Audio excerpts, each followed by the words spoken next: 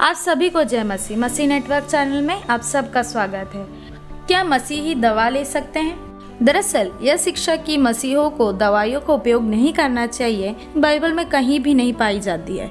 इसके विपरीत बाइबल तो यह कहती है कि दवा औषधि परमेश्वर द्वारा मनुष्य को दी गई एक बड़ी आशीष है। पुराना नियम काल से ही लोग औषधियों का उपयोग अपने को स्वस्थ रखने के लिए किया करते थे।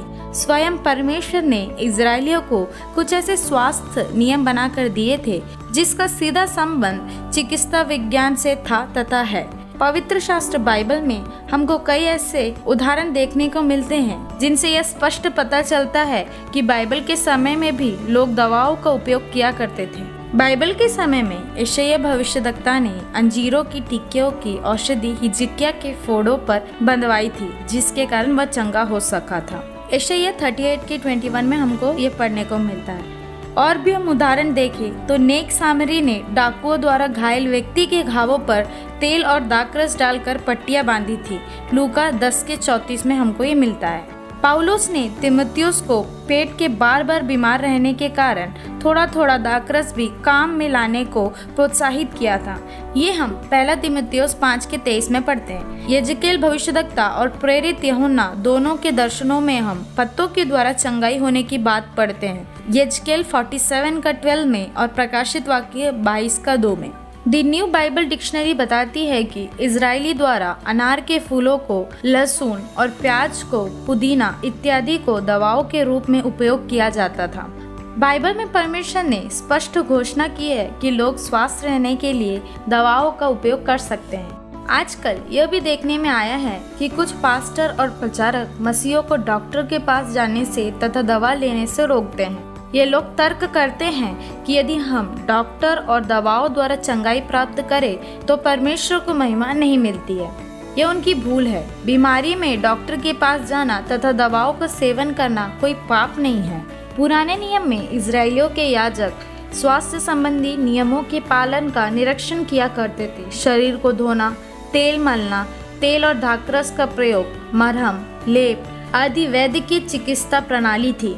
ये हमें पढ़ने को मिलता है यशायाह 1 का 6 में, 38 का 21 में, लूका 10 का 34 में, याकूब 5 का 14 में। उस समय खतना करना सबसे महत्वपूर्ण शैली चिकित्सक कार्य था।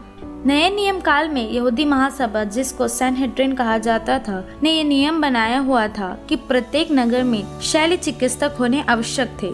यहूदी महासभा के द्वारा कुछ चिकित्सकों को नियुक्त किया जाता था कि वे मंदिर के याजकों को स्वास्थ्य संबंधित देखभाल करें। इस काल के चिकित्सक अमीरों से तो रुपए लेते थे, परंतु गरीबों का निःशुल्क इलाज किया करते थे।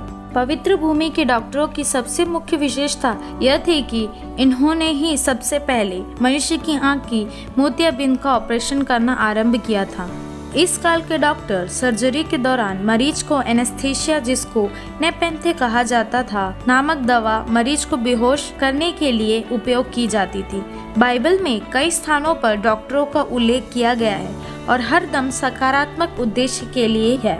बाइबल में स्पष्ट रीति से लिखा हुआ है कि यूसुफ ने अपने पिता याकूब की चिकित्सा संबंधी देखभाल के लिए कई वैद्य रखे हुए थे। उत्पत्ति 50 के 1 में आपको ये पढ़ने को मिलेगा। लूका रचित सुसमाचार तथा प्रेरितों के काम नामक पुस्तकों का लेख लूका स्वयं एक वैद्य था। मसीहियों की प्रेमपूर्ण चिकित्सा सेवा करने के कारण पाउलुस अपनी पत्री में उसे प्रिय वैद्य कहता है। कुलुस्सियों 4 का 14। प्रभु यीशु ने स्वयं रोगियों को डॉक्टरी चिकित्सा का समर्थन किया।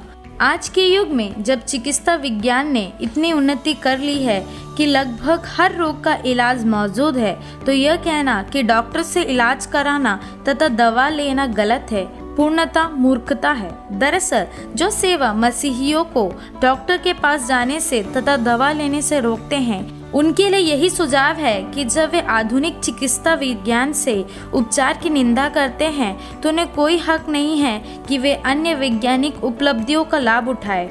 उनको चाहिए कि वे mobile, automobile, TV, computer, internet, यात्रा के विभिन्न साधन, इलेक्ट्रिकल आदि अनेकों वैज्ञानिक उपलब्धियों को तुरंत त्याग करें। विशेषकर उनको यात्रा के विभिन्न साधनों जैसे ट्रेन, बस, प्लेन, स्कूटर मोटरसाइकिल, साइकिल इत्यादि का इसी क्षण त्याग करना चाहिए, क्योंकि बाइबल में बताया गया है कि परमेश्वर के सेवक तो मीलों लंबी यात्रा पैदल चलकर करते थे, परंतु ऐसे लोग यह नहीं करेंगे। इसके लिए उनके पास अलग तर्क होंगे, परंतु ऐसे लोगों को समझाना चाहिए कि यह मूर्खता है, सचमुच निरी मूर्खता, क्योंकि परमेश्वर ने हमें आज के आधुनिक युग में रखकर यह सुअवसर प्रदान किया है कि हम वैज्ञानिक उपलब्धियों का लाभ उठाएं।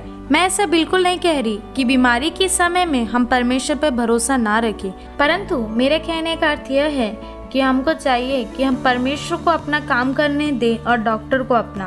बाइबल में स्पष्ट रूप से लिखा है कि परमेश्वर नहीं चाहता कि हम बीमार रहें, तो सब बातों में उन्नति करें और भला चंगा रहें। 3 यूहन्ना 1:2 में हमको ये पढ़ने को मिलता है। परमेश्वर चाहते हैं कि आप स्वस्थ रहे, तथा इसके लिए आप डॉक्टरों और दवाओं का उपयोग कर सकते हैं। इस वीडियो के द्वारा आप सभी को प्रभु आशीष दे।